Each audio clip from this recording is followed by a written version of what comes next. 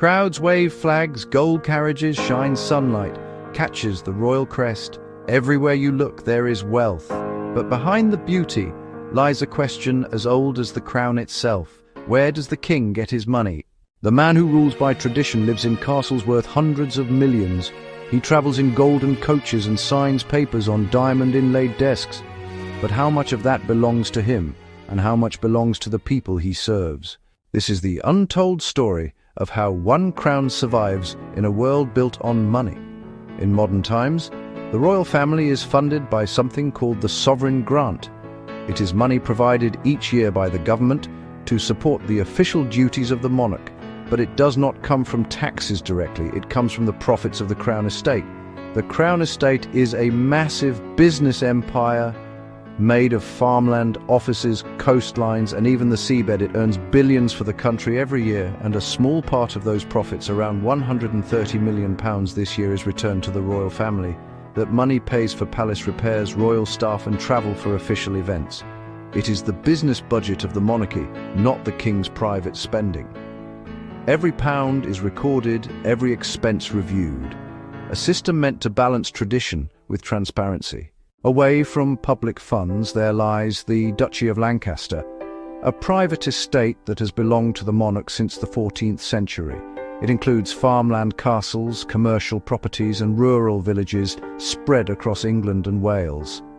This estate earns the king millions each year. This is the money he can use for his private life and family support. From this come his charitable donations and his quiet acts of kindness that rarely reach headlines. The duchy is the king's financial heartbeat, a reminder that royal wealth is not only inherited but also managed like a business. Before Charles became king, he earned his own income from another royal estate, the Duchy of Cornwall. Now this belongs to Prince William. It is one of the largest private estates in Britain, with vast farmland and modern developments. The Duchy of Cornwall produces more than £20 million a year, money that funds the work and private life of the heir to the throne.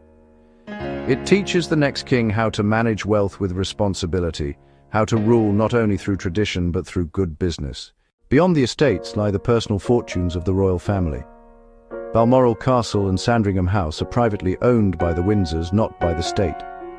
The royal collection holds priceless art and jewels collected over centuries.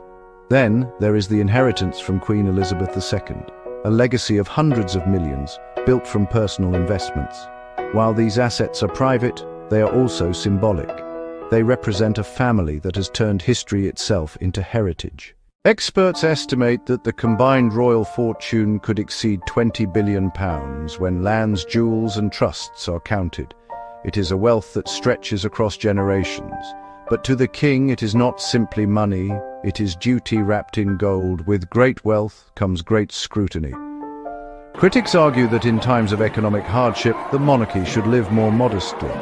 They question why taxpayers should fund royal events and renovations. Supporters answer that the crown brings back far more in tourism, economy, and global image. They say the monarchy is a brand that sells Britain to the world, a living symbol that earns through presence. And somewhere between criticism and admiration stands the truth. The crown costs money, but it also creates value. King Charles knows that modern times demand modern transparency. He has promised to slim down the monarchy, reduce unnecessary expenses, and open more financial records to the public. He even redirected profits from new wind farm deals under the Crown estate to public causes rather than palace upkeep. It was a quiet message that the Crown must serve not only tradition, but people. Slowly, the golden walls of secrecy begin to open, revealing a monarch trying to rebuild trust in a time of questions. So where does the king get his money? He gets it from history, from duty, from inheritance, and from a system built over 1,000 years. But the deeper question is why the world still cares. Perhaps it is not the money that fascinates us, but the mystery of power that endures through centuries. In every coin bearing his face, there lies a reminder of how legacy survives change. So what do you feel when you see the crown glitter? Is it power? Is it privilege? Or is it the weight of history that refuses to fade? Subscribe to Star Gossip Hub, where legends never fade.